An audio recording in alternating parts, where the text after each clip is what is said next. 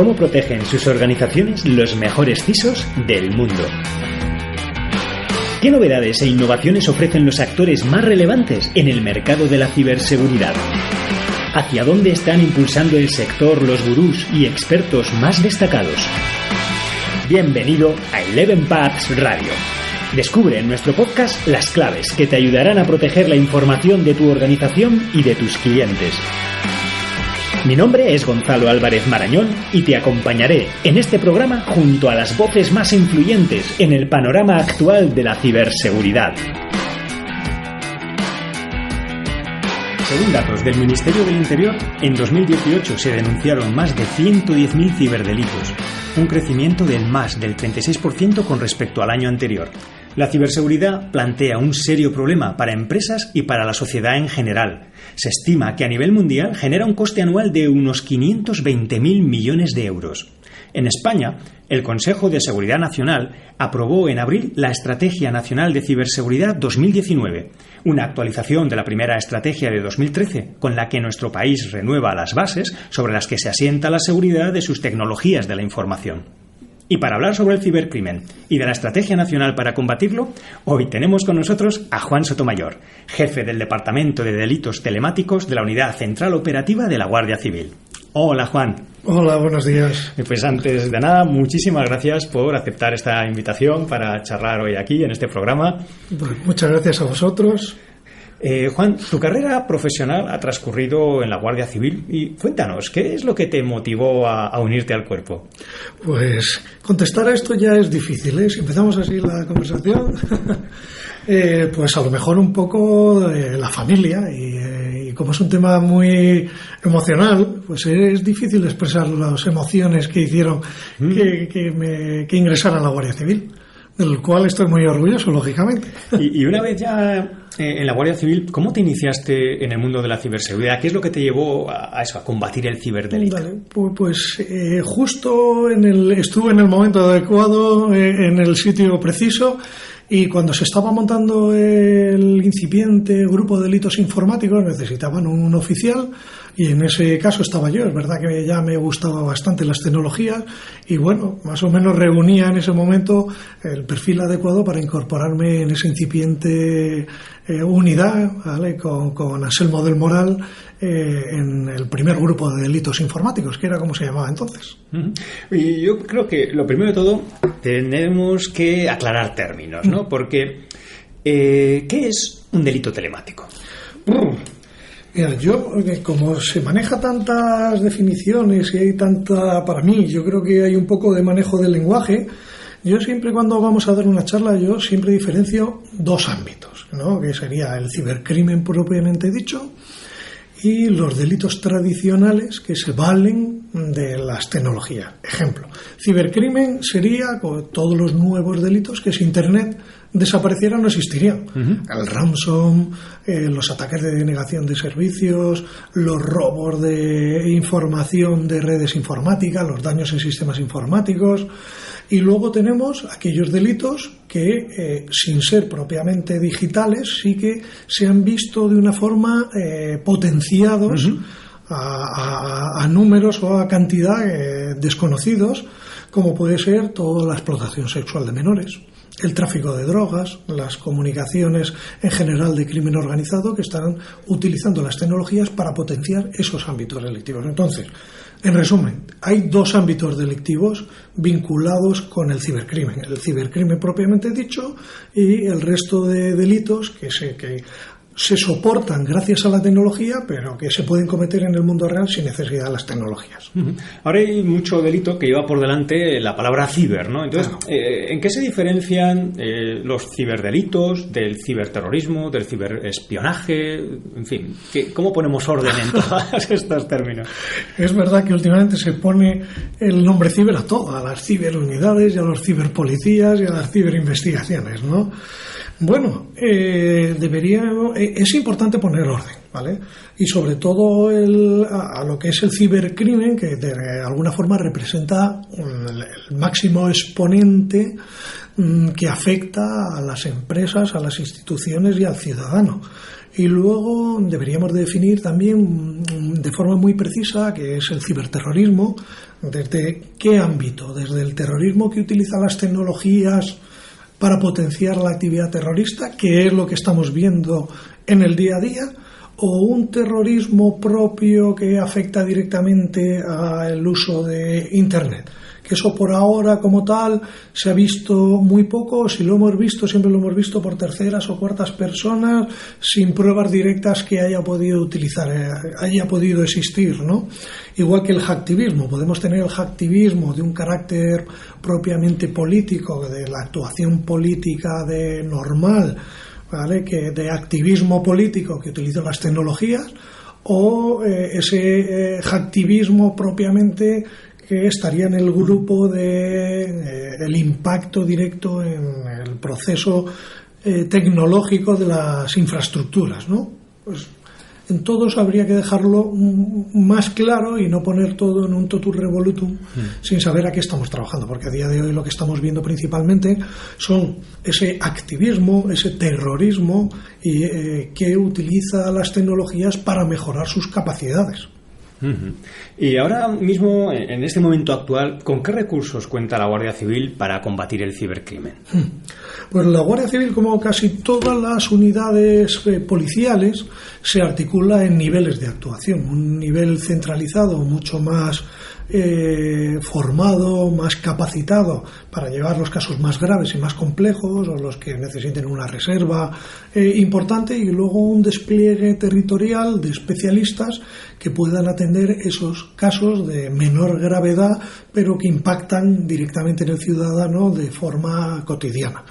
Y luego más o menos esa estructura de niveles, y luego con 3 ámbitos de actuación que podrían ser horizontales, que son el análisis del cibercrimen, la investigación del cibercrimen y el ámbito más forense de análisis de dispositivos y de extracción de evidencias digitales. En esos niveles pues nos vamos a encontrar unidades de los 2 niveles, tanto de análisis criminal como de investigación criminal, como de análisis forense o criminalística, ¿no? Que llamamos nosotros en la Guardia Civil. ¿Y consideras que los recursos son comparables a los destinados a otras amenazas, a otros delitos más tradicionales? No, lógicamente este ámbito delictivo todavía a nivel institucional no tiene la madurez suficiente como otros ámbitos delictivos, como es la lucha contra la droga, que ya tiene una madurez y ya hasta el propio ciudadano sabe que si tiene que comunicar un hecho de que en su esquina de su barrio, en la plaza del barrio, hay gente que está vendiendo drogas, sabe que a las unidades de seguridad ciudadana, al policía de seguridad ciudadana con la que puede tener más contacto, le puede denunciar, y si se sabe de la existencia de estructuras más complejas, siempre buscará ver esas unidades más especializadas, más centralizadas, a comentarles: oiga, mire, me he enterado que hay aquí una estructura, o este es el jefe de una unidad, ¿no? Cuando se habla de tráfico de drogas, son negocios globales también, ¿no? La droga pues atraviesa multitud de fronteras. Si hay un delito o un crimen que no tiene conocimiento de fronteras, es el cibercrimen. Entonces, aquí, ¿cómo se coordina vuestro departamento con otras fuerzas de seguridad del Estado y luego también de otros estados? Existen instrumentos de coordinación tanto a nivel nacional como a nivel internacional, pero enlazando con la pregunta anterior, el cibercrimen todavía no tiene esa madurez para tener instrumentos en todos los niveles, como a lo mejor pudiera tener la lucha contra la droga, ¿no? Por ejemplo, está el Plan Nacional contra la Droga, o dentro del CITCO, que es un organismo dentro de Secretaría de Estado de Seguridad, que se encarga también para la coordinación de operaciones y la representación institucional en ese nivel, en todos los organismos que hay a nivel mundial, como es Naciones Unidas, que tiene también otro organismo de lucha contra la droga, Europol, todo. En el ámbito del cibercrimen todavía estamos un poco huérfanos de todas esas estructuras, ¿vale? pero sí que tenemos alguna estructura de coordinación. El problema muchas veces pues no estamos utilizando estructuras de otros ámbitos delictivos. Por ejemplo, el CITCO, que está muy orientado a la lucha contra la droga, está diseñado para eso, para ese crimen organizado de la droga, y rápidamente entre Guardia Civil y Policía, cuando existen entidades semejantes en una investigación, saltan las alertas para coordinar los cuerpos de policía. Pero aquí en el cibercrimen no, hasta el punto que en esos sistemas, una de las entidades de coordinación, si saltan, es la dirección IP. La dirección IP, que a día de hoy no vale para nada. Entonces, muchas veces nos saltan alertas de que es que una dirección IP ha saltado en una investigación de Guardia Civil y otra de Policía. Una no, miles de veces, pero una dirección IP hoy puede ser tuya, mañana del de al lado. No es un elemento relevante. Entonces, falta todavía esos instrumentos de coordinación para poder enfrentarnos a esa delincuencia que tú has hablado de que está más que disparada. Luego, a nivel internacional, está también, sí que tenemos, a lo mejor puede que a nivel internacional esté más maduro o esté a nivel policial que a nivel nacional, porque tenemos, por ejemplo, Europol, se divide en 3 patas de actuación muy importantes, que son terrorismo, crimen organizado y cibercrimen. Ya, o sea, estamos viendo entidad propia y con una potencia muy grande. Ahí, por ejemplo, uno de los instrumentos de coordinación que tenemos, aparte de las bases de datos, donde intercambiamos mucha información, además muy técnica, muy interesante, que podríamos incluso hablarlo luego.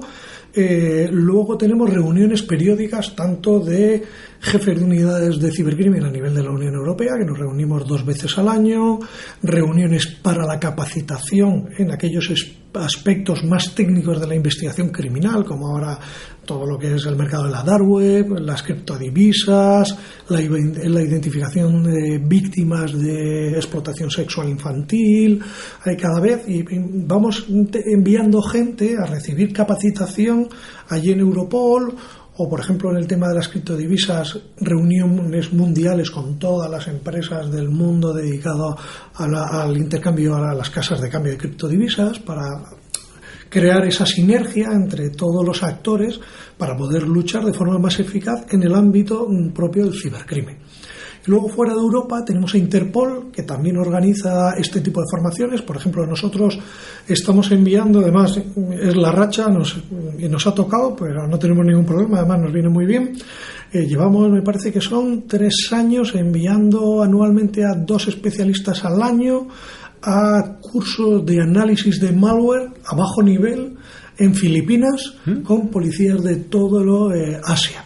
Eso nos ayuda primero a tener grandes especialistas en ese ámbito de análisis de malware, y luego, lo más importante, ese contacto con las policías de Asia que valga para poder enfrentarnos, como has dicho, a este carácter internacional que tiene el cibercrimen, que ese es su gran problema, la internacionalidad del cibercrimen. Y bueno, me has estado hablando de la colaboración entre fuerzas de seguridad. ¿Y cómo es la colaboración público-privada? Ese es el gran kit de la cuestión, ¿no? Ya en el último... me gusta muchas veces recordar, ¿no?, que la Estrategia Nacional de Ciberseguridad en Estados Unidos, que se hablaba tanto de la cooperación público-privada, que fueron los que pusieron encima de la mesa esta necesidad, sobre todo después del 11 de septiembre, y sobre todo con la manipulación de las elecciones, cuando Obama pierde las elecciones, bueno, las ganas Trump, no Obama, pero en los últimos días de Obama, él ya dice que al salir reconoce que si ha habido uno de los grandes problemas en este ámbito ha sido que no han sido capaces de identificar dónde está la verdadera relación público-privada para poder detectar toda esa manipulación de información, todo el hackeo a los sistemas del Partido Democrático allí en Estados Unidos, ¿no? Y yo para esto me gusta siempre poner un ejemplo. Que siempre hablamos que las tecnologías han cambiado un poco el rol de todo el mundo, ¿no? El paradigma de lo que tiene que hacer un político, un médico, pues todo ha cambiado. Pues también el ámbito del cibercrimen y el rol de la policía. Y pongo siempre un gran ejemplo, además, de una persona muy vinculada con esta casa que trabaja en un banco, ¿no? un fin de semana en una reunión que teníamos nos dijo: oye, este fin de semana no habéis parado de trabajar, ¿no? Porque ha habido unas campañas tremendas de estafas. Y, claro, yo me quedé así diciendo, bueno, ¿y tú cómo lo sabes? Porque yo no me he enterado. Yo soy el policía y yo no me entero.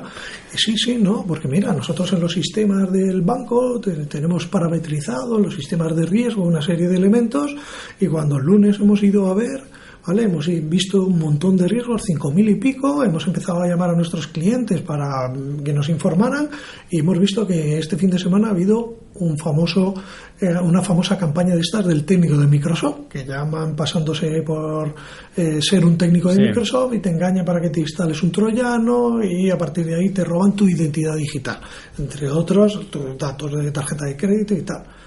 Anda. Pues eso, ¿qué es lo que nos está diciendo? Que al final el rol de ciberpatrullaje, de vigilancia, lo hemos perdido las fuerzas y cuerpos de seguridad, y lo tienen las empresas como Telefónica, las empresas como los bancos, tienen ese rol de patrullaje porque son los primeros que tienen esa información. Y esa, a lo mejor, una parte de la relación público-privada se tiene que basar en cómo toda esa información que de alguna forma está diciendo que se está cometiendo un robo en la esquina de la calle Serrano, cómo se puede trasladar a las fuerzas y cuerpos de seguridad para podernos enfrentar a esa delincuencia, porque nosotros eso no lo vemos, a no ser que hagamos, que a lo mejor también habría que plantearlo, la posibilidad de, en el ámbito propio de la ciberseguridad, ¿vale? Muchos organismos como el Centro Criptológico Nacional pues tienen desplegadas sondas en la administración pública para poder detectar esos posibles ciberataques. Muy restrictivo el análisis del tráfico, muy orientado a protegerlos, pero tienen puestas todas esas sondas. Pues no sé si en un futuro también los cuerpos de policía tendríamos que tener esas sondas que sean totalmente anónimas para el ciudadano, pero que sí obtuviéramos los datos suficientes para ver esas oleadas, esas campañas, esas actividades. Una mezcla de todo eso es lo que deberíamos hacer, porque si no, al final, como han cambiado el paradigma en este ámbito de la seguridad, al final las policías somos un cuerpo muy que vamos a responder del incidente y sin capacidad de prevención. Bueno, de hecho, cuando se producen incidentes, ahora las empresas están obligadas por imperativo legal a notificar estos incidentes de ciberseguridad. ¿Tú crees que se están notificando todos los ciberincidentes? No, eso es otro tema, ¿no? Porque la notificación de incidentes, ¿no? Yo en este campo también me gusta mucho separar el mundo de la ciberseguridad propiamente dicho del mundo del cibercrimen, que son dos mundos con identidad propia, pero no está uno dentro del otro. Son dos mundos con identidad propia que están paralelos y que necesitan los dos intercambiar información, como el ejemplo que te acabo de poner. Yo creo que eso es clave, tener esa idea de esos dos mundos. En el tema de los incidentes, por ejemplo, la directiva NIS, que es la que obliga, el objetivo de la directiva NIS es poder sacar del oscurantismo que tiene todos los incidentes y para poder tomar decisiones en el ámbito público, sobre todo de regulación. ¿Qué es lo que ha sucedido en España? Todavía no estamos viendo esa cuestión, que para nosotros va a ser crítica, porque todavía no está aprobado el reglamento a nivel interno nacional. Sí está traspuesta la directiva, pero no el reglamento a la hora de tramitar el incidentes. Pero eso sería en el ámbito administrativo, que también ese reglamento tiene que recoger también cómo esa información acabaría en el ámbito del cibercrimen. Pero el ámbito del cibercrimen sí que tiene sus normas, la ley de enjuiciamiento criminal, en las últimas modificaciones que ha habido para mejorar las capacidades de los cuerpos, las capacidades legales para investigar el cibercrimen. Lo que sí está claro es que si una persona es víctima se cree que ha sido víctima y quiere denunciarlo, no tiene que esperar a la notificación para denunciarlo, porque muchas veces el tema es crítico. ¿Vale? Te voy a poner un ejemplo. Una entidad financiera nacional a principios de año tuvo un robo digital de 10 millones de euros. ¿Vale? Rápidamente denunciaron entre otros, nos denunciaron a nosotros el incidente y entre su despacho de abogados y nosotros nos pusimos manos a la obra y pudimos bloquear los 10 millones de euros que fueron transferidos a Turquía y a Hong Kong, ¿vale? Esto es un buen ejemplo de esa inmediatez en que cuando un sistema informático ha sido comprometido y si podemos llegar en el momento adecuado, no solamente podemos bloquear eso, sino que incluso tenemos instrumentos legales para solicitar de forma urgente una retención, un bloqueo del servidor vinculado al mando y control de ese troyano o de esa infraestructura que ha sido infectada dentro del organismo. Podemos dar una orden para que las autoridades del país que sea pues cojan ese servidor y o lo desconecten y lo dejen a disposición de las autoridades españolas para que un juez ya ordene que venga esa información aquí. Yo creo que es importantísimo esa actuación. Y bueno, ahora estamos hablando de cibercrimen y a veces yo no sé qué imagen tiene la gente de cómo son estos cibercriminales. Yo creo que ya quedó atrás la imagen romántica del joven que estaba ahí en su habitación probando hasta dónde podía llegar con la tecnología. Hoy los ciberdelincuentes operan bajo los mismos esquemas de crimen organizado que otros delitos tradicionales. Y es cierto que están explorando de manera incesante nuevas técnicas sobre las que construir modelos de negocio que sean, por un lado, muy lucrativos y por otro, que tengan muy bajo riesgo, ¿no? Entonces, aquí, ¿cómo funcionan estas organizaciones? Es que claro que lo hay, si es que es lógico, tú lo has dicho, el aspecto lucrativo. Acabamos de ver ayer la noticia que al transporte público de Valencia les han estafado 4 millones de euros. Ahí es nada. Ahí está. 4 millones de euros que cuando se ha dado cuenta la empresa de transportes públicos de Valencia, esos 4 millones de euros ya han desaparecido.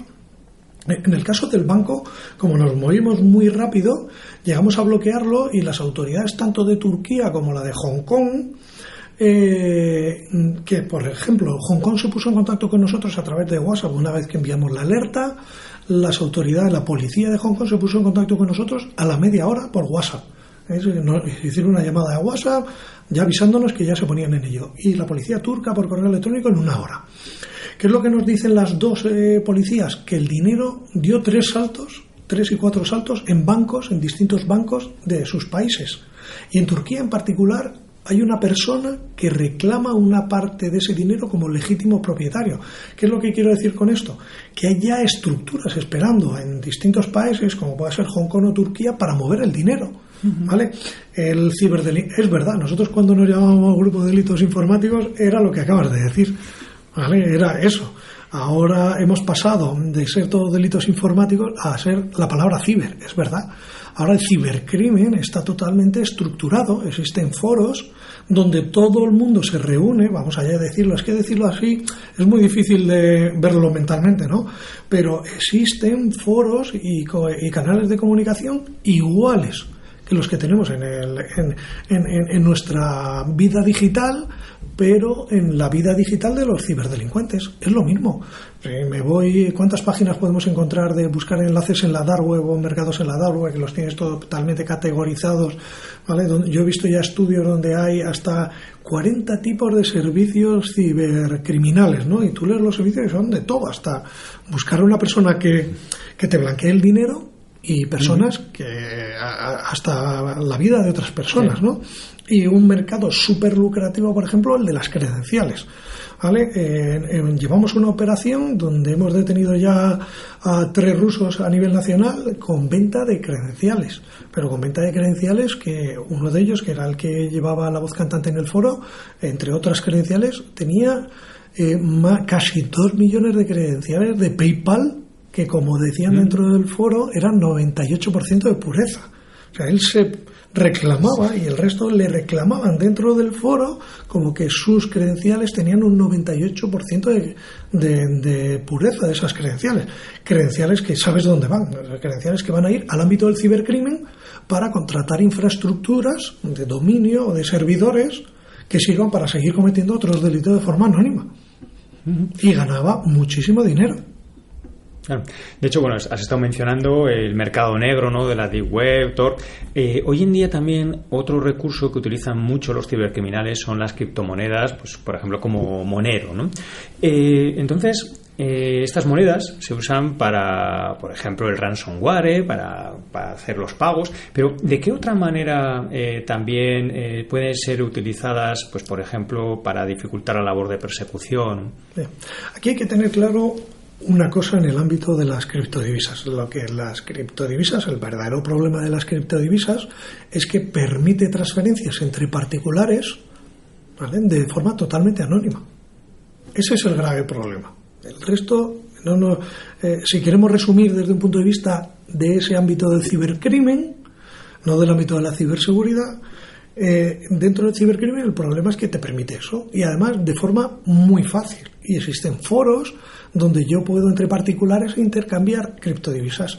¿Qué es lo que eso conlleva? Pues conlleva que los países no te puedan controlar. Las estructuras oficiales de Hacienda, de policialmente, no puedan controlar ese tipo de movimiento de activos que tiene un valor equivalente en moneda. Bien, entonces, ¿qué es lo que nos sucede? Pues, por ejemplo, el año pasado tuvimos un caso con el uso de criptomonedas, que al final ya no lo podemos hacer nosotros una idea. Si eso es así, pues conlleva un montón de riesgos. El principal riesgo, ahora cuento el caso, el principal riesgo que estamos viendo en el ámbito de la ciberseguridad es como las grandes casas de cambio, casi todas han sufrido robos o han sufrido incidentes. ¿Por qué? Porque es muy fácil, primero, atacarte sabiendo que si me llevo las criptodivisas, entre comillas, luego las puedo mover totalmente anónima, que nadie sabrá quién es el que se las ha llevado, que es lo que ha sucedido con los robos, por ejemplo, en Japón, que se llevaron cientos de millones de dólares en criptodivisas, y en otras partes del mundo, ¿no? Y vamos a poner, volviendo al ejemplo que iba a poner, en septiembre del año pasado la policía de Costa Rica se puso en contacto con nosotros porque habían secuestrado a una persona y habían pedido un rescate en bitcoins. ¿Qué sucedió? Que ellos no tenían capacitación para hacer estudios de transferencias de criptodivisas y nos pedían el apoyo si le podíamos ayudar. Les ayudamos, empezamos a ver las distintas transacciones y bueno, le pudimos decir que 6 casas de cambio a nivel mundial habían pasado transacciones vinculadas con el movimiento. Claro, yo una de las primeras cuestiones cuando me vinieron le pregunté, oiga, ¿y cómo puede ser que se secuestre una persona y la familia sea capaz de pagar? Que pagaron, me parece que eran 2,5 millones en criptodivisas de forma tan rápida, porque no es fácil comprar 2,5 millones de dólares en criptodivisas. Me dijeron, es que es una empresa de criptodivisas, vale, de apuestas en criptodivisas, y por eso las tenían, y por eso lo secuestraron. Bien, entonces, ¿qué es lo que sucedió? Nosotros hicimos los estudios y les dijimos, mira, por aquí han pasado esa información. Ellos solicitaron a estas 6 casas de cambio información, que le contestaron y le dieron información, y por primera vez tuvieron nacionales de Costa Rica vinculados con el crimen organizado, ya vinculados directamente con el secuestro. Ellos empezaron ya a trabajarlo, ya vieron la conexión de este grupo de delictivos, se les escapó a La Habana, a Cuba. De Cuba pensamos que pudiera haber ahí actividades de lavado de las criptodivisas en cash, y una vez que estuvieron allí unas semanas ya volaron a Colombia, de Colombia a Madrid. Y aquí en Madrid acabaron en Zaragoza, donde los detuvo la Guardia Civil. El dinero, se puede decir que lo gastaron casi. El secuestrado no apareció hasta la semana pasada, en particular, que ya nos enviaron desde Costa Rica una noticia diciendo que ya la habían encontrado muerto en una fosa cerca del cementerio. Ahí vemos un gran ejemplo de lo que conlleva el uso de criptodivisas. Bueno. Y aparte de para hacer estas transferencias y de alguna manera hacerlas más opacas, ¿cómo pueden utilizarse para pues otros delitos más tipo blanqueo de capital, evasión de impuestos? Eso es claro, si tú puedes mover, porque no es dinero las criptodivisas, desde el punto de vista, hablamos siempre del cibercrimen, ¿no? Para que veamos a qué nivel de especialización, o ya no existe un cibercrimen como tal, ya está todo perfectamente, como la propia sociedad, está todo perfectamente articulado en sociedades del crimen, ¿vale?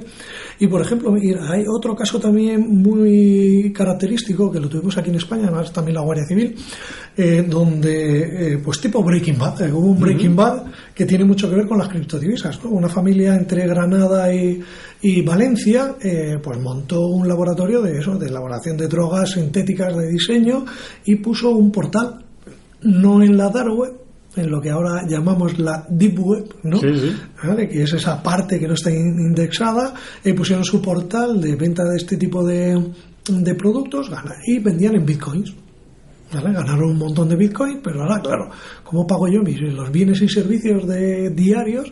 ¿Cómo pago el pan? ¿Cómo pago el bar? Con criptodivisas, con bitcoin. No puedo, necesito convertirlo en cash.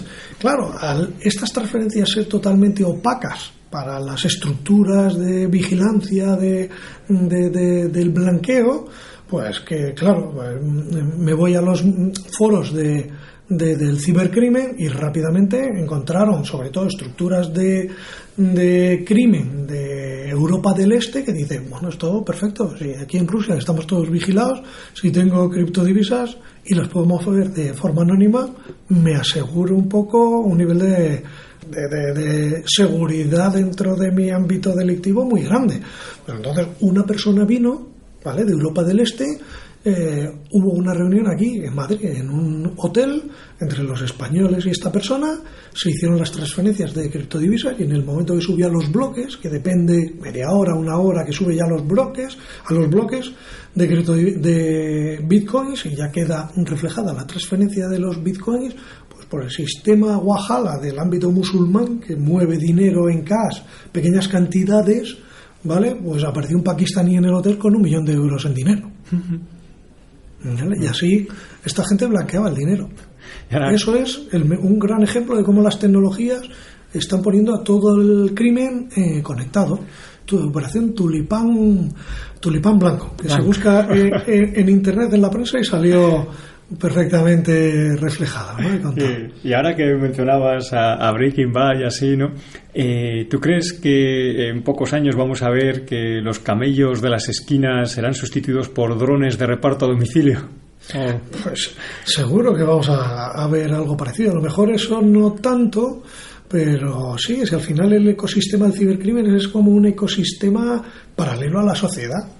¿Vale? Todos los portales tipo, siempre cuando lo cuentas esto a la gente, los que más estamos en el mundo no nos llama tanto la atención, pero cuando hablamos gente que no está habituada, me dices, bueno, es que Amazon del cibercrimen los tienes, y todos estos marketplaces, que además existe una actuación dentro de Europol para ir cerrándolos con Estados Unidos, ¿no? Como se han cerrado Alphabet y se han cerrado tantos, funcionan igual que los mercados como Alibaba o sí, Amazon, ¿vale?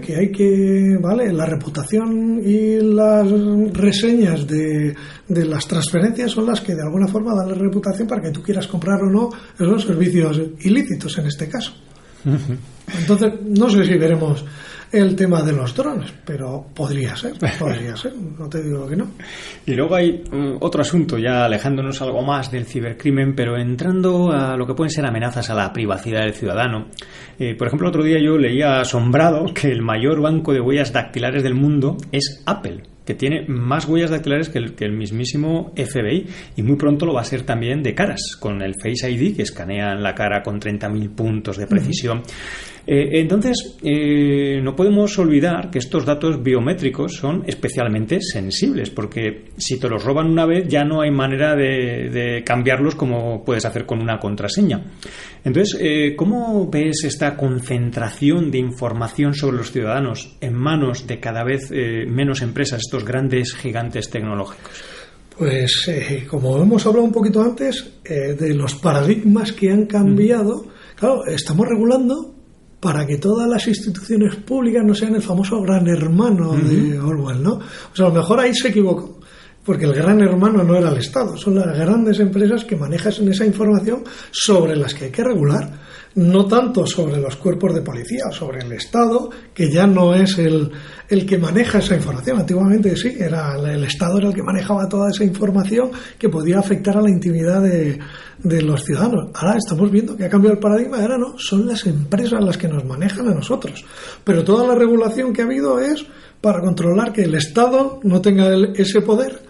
Y ahora está empezando a regularse para que las empresas privadas que tienen esa información, ¿vale?, primero la utilicen y la mantengan con un grado de seguridad tan alto como puede ser lo que has dicho. Es que una vez perdido no se va a ser un grave problema, porque como entre en el mercado del cibercrimen, de ella no sale tu palabra de paso. Hemos visto cuántos de todos nosotros hemos estado recibiendo el correo electrónico recordándonos que nuestra palabra de paso de LinkedIn, del robo de la base de datos de LinkedIn hace 10 años, creo que fue, ¿no? ¿Cuántos correos hemos recibido recordándonos que nuestra palabra de paso es esta y que si no pagamos la van a hacer público y no sé cuántos y todo eso, ¿no? Fijémonos los años que han pasado, o que hemos recibido correos electrónicos que estaban en alguna base de datos y nos han empezado a recibir, hemos empezado a recibir campañas de esas de que te hemos detectado que ves pornografía y te hemos grabado viendo la pornografía, y todo eso viene originario de que alguna base de datos ha sido robada y ha sido puesta dentro del ámbito de los mercados del cibercrimen.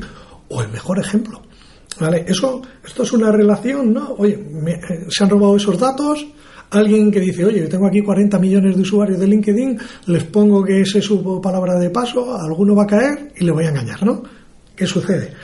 Si a eso le añadimos la inteligencia artificial, o hacer OSINT, o hacer ya labores de inteligencia sobre esa información, tenemos el caso del Tribunal Supremo con el tema del proceso, que adivinan su palabra de paso, de la palabra de paso del correo, de las credenciales de acceso al sistema de justicia, a través de una base de datos de 9.000 millones de palabras de paso que hay en los mercados ilícitos, empiezan a aplicar inteligencia sobre esa base de datos y se encuentran que Marchena aparece en otros ámbitos, donde en LinkedIn o en otras bases de datos que están ahí volcadas y haciendo, pues eso, inteligencia.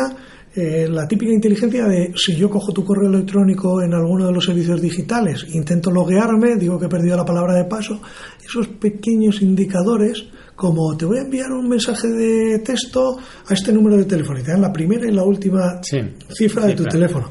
Si yo me voy a ese base de datos de 9.000 millones y hago un filtro para saber cuántos teléfonos españoles hay que empiecen por 9 y 6, a ver si está este. Pues así poco a poco, y hay alguno de tal, un Gmail o no sé cuántos. Fijemos si es importante. Sí, claro, lo has dicho muy claro. Yo puedo cambiar el número de teléfono y puedo cambiar la contraseña, pero ¿y mis facciones o mi clave biométrica? Esa no la puedo cambiar.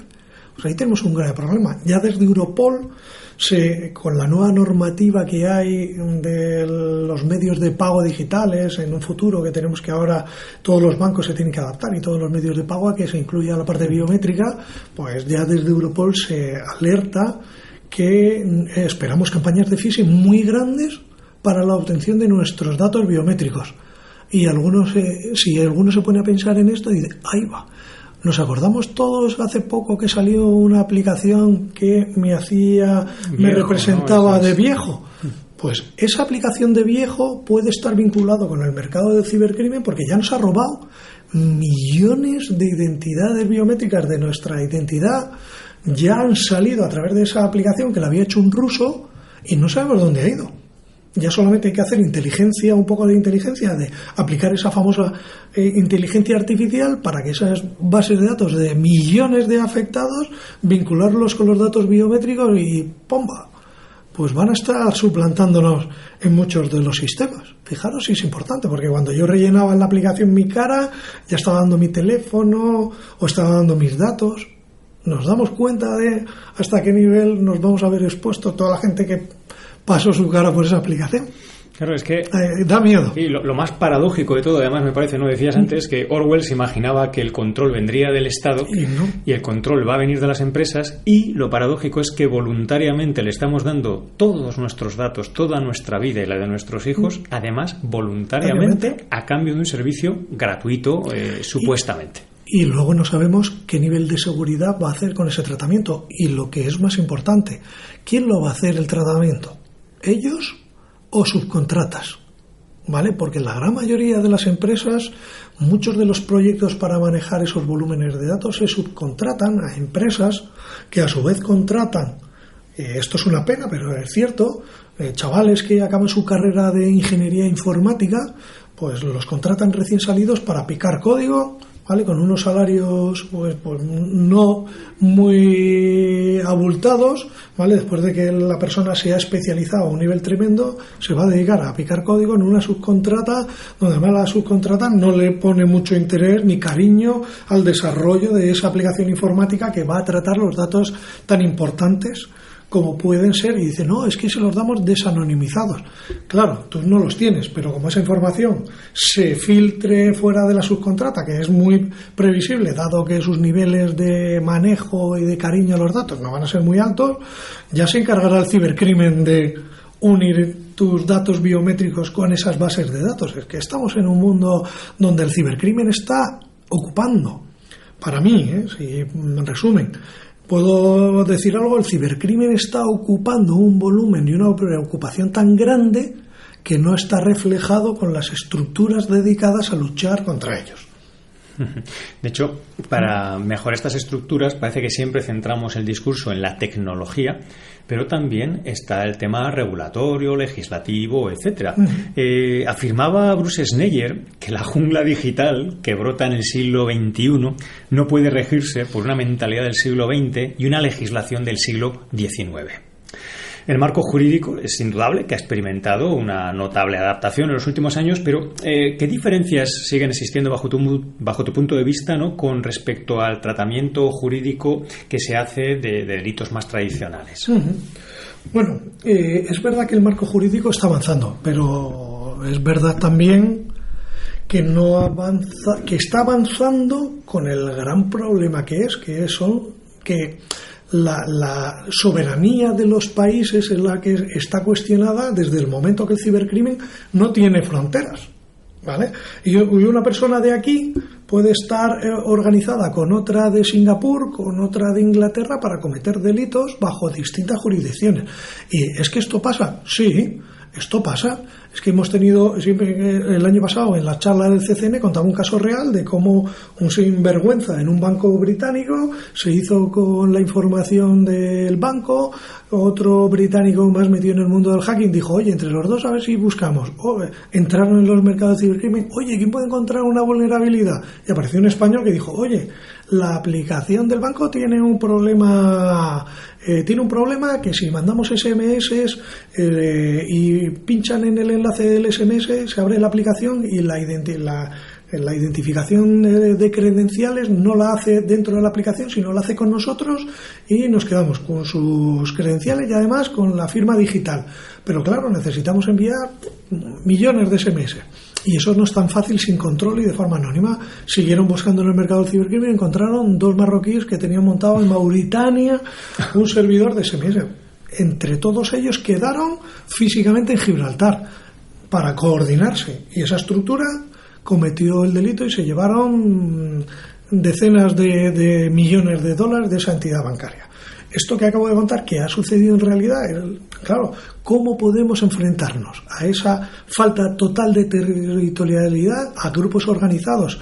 ¿Vale? Que en este caso se conocieron porque se quedaron en Gibraltar físicamente, pero otros muchos no. ¿Cómo podemos luchar contra eso? Pues es muy, muy complicado, porque las normas se basan en la territorialidad, que es la clave de este crimen, este ámbito criminal, ¿vale? Pero ya no solamente afecta este caso, por ejemplo, de robo del banco británico, este caso sería muy del ámbito digital, pero es que el resto de los ámbitos delictivos están viendo que esto es así y se están aprovechando. Ya tenemos organizaciones del ámbito del tráfico de drogas que pagan en criptodivisas a las organizaciones en Colombia. ¿Por qué? Porque es que en una hora le he pagado con criptodivisas. Así de fácil, y además de forma totalmente anónima. Y no tengo que mandar a nadie con maletines, ni cosas raras, ni buscar paraísos fiscales, ni nada de nada. Una transferencia de criptodivisas por el valor del cargamento.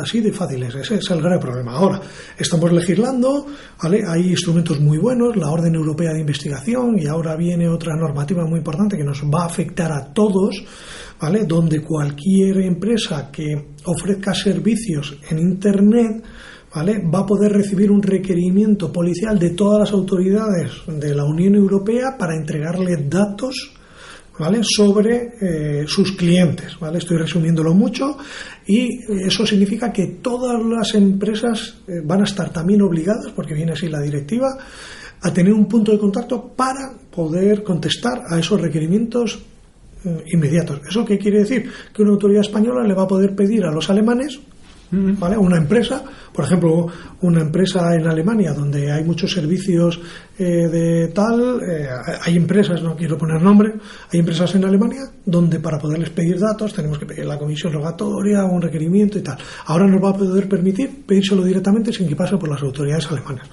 O las autoridades alemanas que le digan a Telefónica, oiga, dígame esta dirección IP, a qué usuario pertenece, cómo la ha contratado, cómo se llama, sin pasar por las autoridades españolas. Eso, como vemos, está rompiendo esa estanqueidad de las soberanías jurisdiccionales, ¿vale?, haciendo un reconocimiento mutuo en que los sistemas judiciales tienen las garantías suficientes para poder intercambiar este tipo de datos. Al final, una vez en unas charlas con Microsoft, decía uno de los grandes gurús de Microsoft que estamos abocados a tener unas Naciones Unidas digitales. Claro. Probablemente necesitamos totalmente paralelo a lo que es Naciones Unidas a día de hoy. Bueno, y para agravar aún más las cosas, existe un gap tremendo entre la demanda de especialistas en ciberseguridad y las personas disponibles con el nivel necesario de conocimientos o de formación. Entonces, a vosotros en la Guardia Civil, ¿cómo os afecta esta brecha a la hora de captar y de retener el talento? Pues también es muy importante, lógicamente, igual que en el mundo de las empresas, a buscar ese talento, pues nosotros internamente igual. Pensemos que a lo mejor nosotros no buscamos una parte del ámbito de la ciberseguridad propiamente dicha, pero nuestra principal demanda es dentro del ámbito de la investigación policial. Buscamos gente que sepa investigar, porque al final lo que nosotros hacemos, y me gusta siempre poner el punto sobre la guía, es reconstruir los hechos, pero hasta el final, no reconstruir el incidente propiamente dentro de la empresa, sino reconstruir el incidente hasta el origen del incidente. Eso vamos mucho más allá, y por eso nosotros tenemos instrumentos legales para poder solicitar, llevarnos el servidor, la IP, o hasta viajar, como hemos hecho, viajar a otro país del mundo a hacer una entrada y registro en ese otro país, acompañados con las policías de allí, ¿no? Eso también lo hemos hecho. Entonces, lo difícil es cómo conseguir a alguien con una mentalidad de investigación meterlo en el mundo digital, ¿vale? Pues le tiene que gustar mucho el ámbito digital y hay que formarlo mucho, darle mucha formación, y ese es el grave problema. Pues no hay muchas formaciones ad hoc del ámbito policial digital. Claro. ¿Vale? Hay mucha formación del ámbito propio de la ciberseguridad, que te van a enseñar fenomenal, que hay grandes especialistas, pero claro, de todo eso que nos enseñan, a lo mejor un 20 o un 40% es de aplicación directa a nuestro trabajo como ciberinvestigadores, pero el otro no. Entonces, tenemos tanto esa falta de formación específica en el ámbito del cibercrimen, como también buscar especialistas que les guste la investigación y que les guste manejarse con el ámbito digital, ¿vale? De saber de threat intelligence orientado a la investigación policial y no a la protección propia de las empresas y todo este mundo del cibercrimen, de cómo funcionan los mercados ilícitos, del uso de criptodivisas. Tampoco es tan fácil, ¿eh? ¿Y para cuándo una ciberacademia de policía? Pues eso sí, yo creo, por ejemplo, aquí en el nivel de España, yo creo que, por ejemplo, deberíamos de crear ese Centro Nacional del Cibercrimen, ¿vale? En este caso, dentro del Ministerio del Interior, que pudiera participar o impulsar esa red de ciberpolicías, ¿vale? Que intercambiara buenas prácticas, que se pudieran desarrollar programas orientados a los investigadores policiales de todos los niveles, del nivel local, del nivel autonómico, regional o del nivel central, y que se formara cada uno de forma adecuada y que formara a los políticos, también, que formara a los despachos. Porque uno de los grandes problemas que tenemos, por ejemplo, en la lucha contra el cibercrimen es, tenemos una relación muy buena con todos los especialistas del ámbito de la ciberseguridad propia, muy buena y muy estrecha, y intercambiamos información y experiencia, y alguna que otra cerveza. Pero luego, ¿qué es lo que nos falta? Que cuando queremos esa información, trasladarla para poder utilizarla en el ámbito legal, nos encontramos con los despachos o con los despachos de abogados o con los departamentos legales de las empresas que se asustan. Uy, no, mira, mejor, mira, no vamos a, nos lo quedamos en nuestro ámbito. ¿Cómo que nos lo quedamos en? No puede ser. Toda esa información, todas esas campañas que hemos visto que esto está claro, que están estafando a esta gente, hay que trasladarlo a las autoridades competentes. Pues ese también, a lo mejor, es el Centro Nacional de Cibercrimen, ¿vale? Tiene que tener también, no solamente esa parte que estamos diciendo, oiga, hay que, la cultura de la ciberseguridad, cultura que hay que formar a esos, a los abogados, a los departamentos legales de las empresas, en los colegios, en distintos ámbitos, hay que formar en la ciberseguridad, pero no en la ciberseguridad no solamente en el uso de las tecnologías, en la ciberseguridad, en la usabilidad para que no seas engañado, en la del cibercrimen. Oye, ten cuidado porque te pueden robar esto, en el ámbito propiamente del cibercrimen, ¿no? No sé si... Sí. Bueno, y ya para terminar, a ti, Juan, ¿qué es lo que te preocupa como ciudadano de a pie en el ámbito de la ciberseguridad?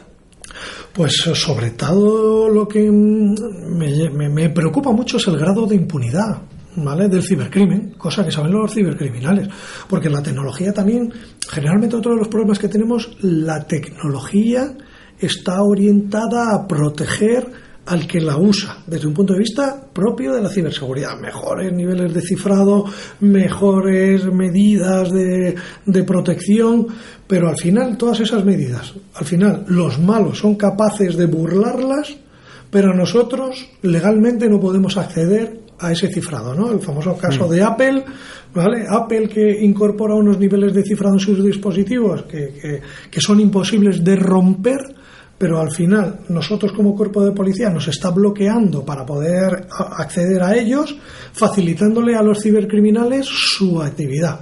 Por lo tanto, ¿qué es lo que me preocupa? Me preocupa mucho que los niveles de persecución del cibercrimen y el grado se están disparando. Siempre se ha dicho, ¿no?, que el ladrón va por delante del policía, pero estamos viendo que últimamente el ladrón ya no es que vaya por delante, es que ya ni le vemos. No lo vemos, ¿vale? Y nosotros nos estamos quedando muy por detrás y el grado de impunidad es muy grande. El caso que hemos tenido antes de verano, de que detuvimos al ciberestafador más importante en la historia de España, es verdad, su nivel de anonimato y era tan alto que nos ha costado poner en marcha todos los recursos que tiene una unidad como la Unidad Central Operativa, la UCO de la Guardia Civil, para poder detenerle. Y lo perdimos 3 veces.